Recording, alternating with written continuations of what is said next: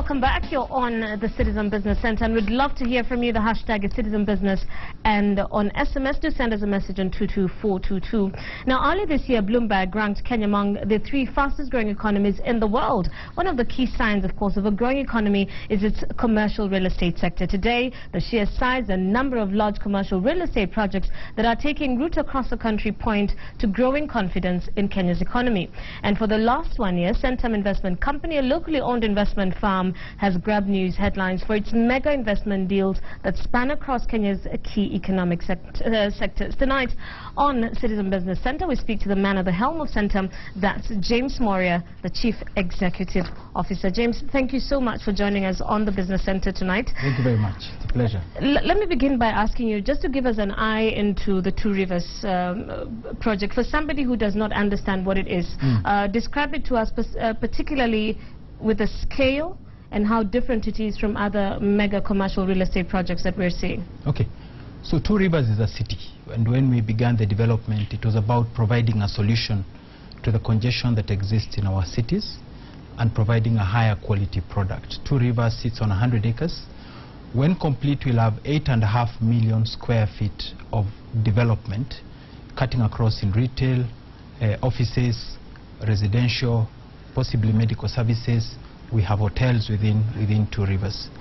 The current phase of the development has several components. There's a huge infrastructure component where we're doing roads, we're doing power, we're doing water, ICT, security. There's a retail component, and it's not just retail, it's retail, commercial, entertainment and lifestyle. And that single building is 1 million square feet of gross built-up area and about 800,000 square feet of lettable space. Just to put it into perspective, that's about 11 soccer pitches of space that we are developing, and that we want to complete. We're targeting to complete in October of this year. Somebody mentioned that it is like taking Westlands and putting it, or starting Westlands right from scratch in another place. Could that be another way of putting it? Yeah, precisely, and I think that is going to be the solution for this city, because the congestion you see is a manifestation of a growing economy, a growing population, and the infrastructure has remained the same because the space is restricted. And what you're doing is creating a completely new urban environment, and because you're doing it from scratch, you're able to bring 21st century infrastructure and services into it. And that will then attract the kind of tenants you're looking for. If you look at Two Rivers, for instance, out of our 200 outlets, at least 45% of those are international retailers who've not been in this market before. And I'm interested to know a little bit more about those international retailers, and just looking through some of the names, the anchor tenant Carrefour, Hugo Boss Orange, Bossini, quite some big international names. And I'm just wondering, you've let in 60% already. You say the mall is supposed to be opened by October this year. What do you think is driving, the attractiveness, so to speak, of the mall, given the current economic climate we're in?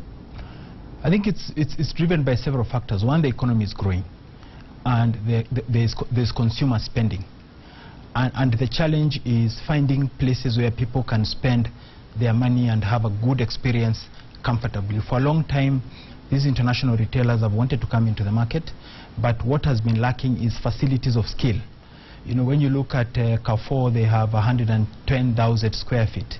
So there's no other center that is able to provide that kind of solution, or even Virgin Active that is coming into Two Rivers. This is going to be the second platinum gym in Africa by Virgin Group, and this is 30,000 square feet. So that is what is driving the interest in the market. How about the local investors? I understand it's almost about a 50-50 in terms of local and international. Are you willing to tell us some of the local? So because of the scale of the project, the retail center is 650,000 square feet.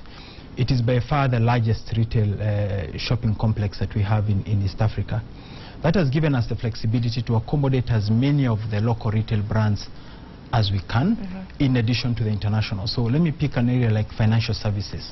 We have 10 of the leading banks in the mall. We have the food and beverage brands that you see. We have a lot of the retail brands, the fashion brands.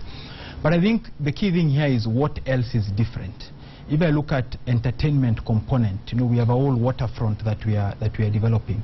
Within that, you'll have a water park. You may have even dolphins. You'll come and play with the dolphins at Two Rivers. We have an event square that is going to be able to accommodate at least 10,000 people, where you're going to have musical concerts. So it's not just about shopping, it's about creating a total experience. Let's talk about Rare Vipingo, and of course you were keen on buying Rare Vipingo. Apparently it turned out to be a rival deal, and that was withdrawn eventually, and now you've bought, or you are in the process of buying 10,000 acres from Rare Vipingo. Can we, based on what you're doing now, can we sort of expect what we're going to see? Investing is about providing needs for the future. And if you look at what will be the biggest need for many African countries, and Kenya specifically, it is high quality places for people to do business. When you're in that part of the country, there is huge opportunity. You see the congestion. So that Vipingo area represents a lot of possibilities around creation of industrial parks, new commercial centers, affordable residential centers. It offers us significant flexibility over a long period of time. 10,000 acres, even if you're developing at a rate of 400 acres per year, that is 25. That is 25 years. So what you have is an option to develop something truly transformational. Tell us a little bit about Marina in Uganda. You said you broke ground earlier this year. Yeah. So Marina is again in line with our strategy of developing new urban nodes. It's in Entebbe. It's a waterfront development. It sits on about 440 acres. We broke ground in January.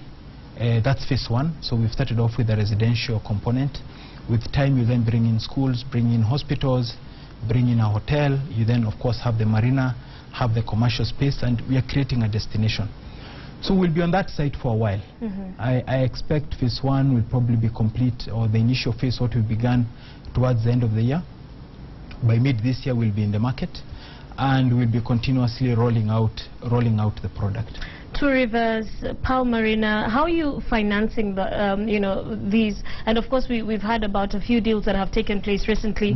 How much debt is Centum taking on, and how much are you taking on equity? It's interesting when you look at Two Rivers. What we've done so far, there's not a single shilling of debt yet into that project. Marina does not have any debt yet in but that, how about the 10-year debt? So I was coming to that. Okay. So far what we've done, these are specific projects that are ring-fenced. We've put in our equity, but we've also been able to attract other investors to put in their equity. 2 weeks ago on Two Rivers, we signed an equity investment of $75 million. That's with the Chinese company. And ICDC 6.3 billion shillings. We may do the same thing in Marina.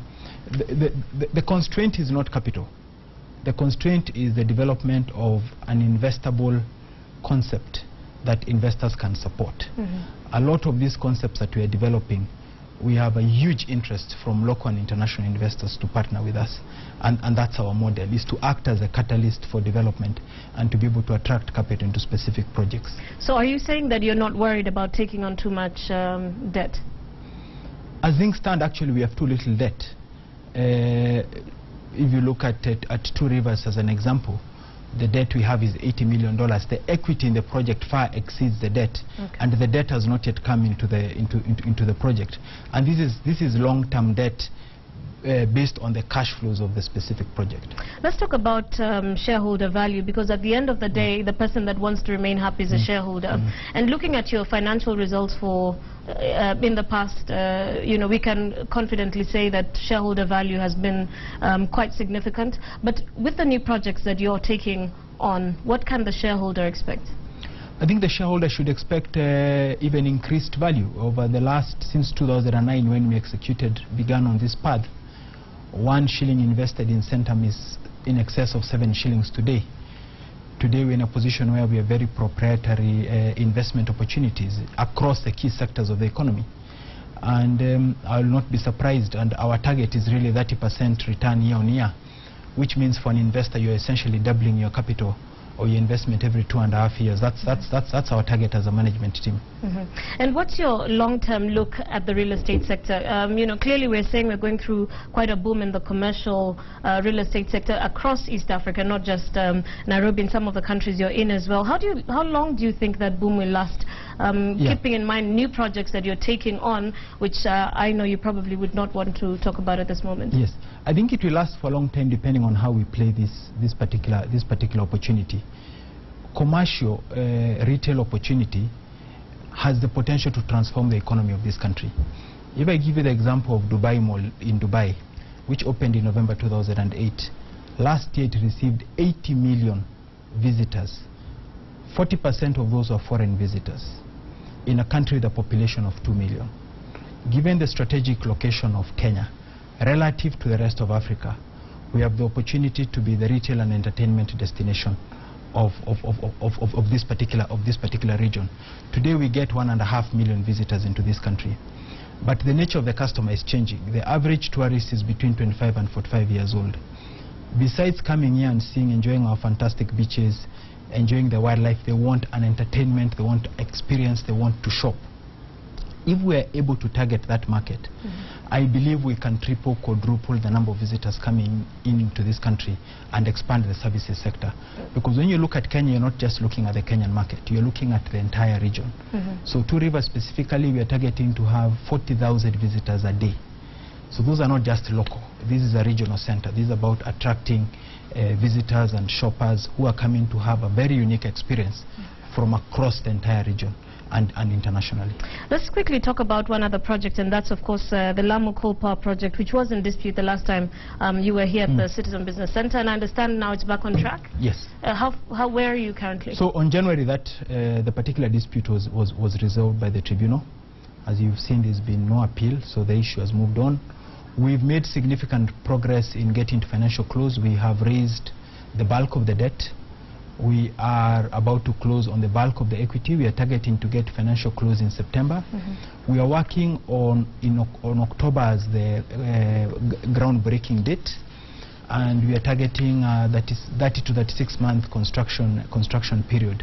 So the project is very much on track. A lot of work has been done on investigations with the contractors. There's a team on the ground, there's a team in Lamu. That project is moving full stream ahead, and Kenyans can expect to have cheaper, more reliable power in the not too distant future.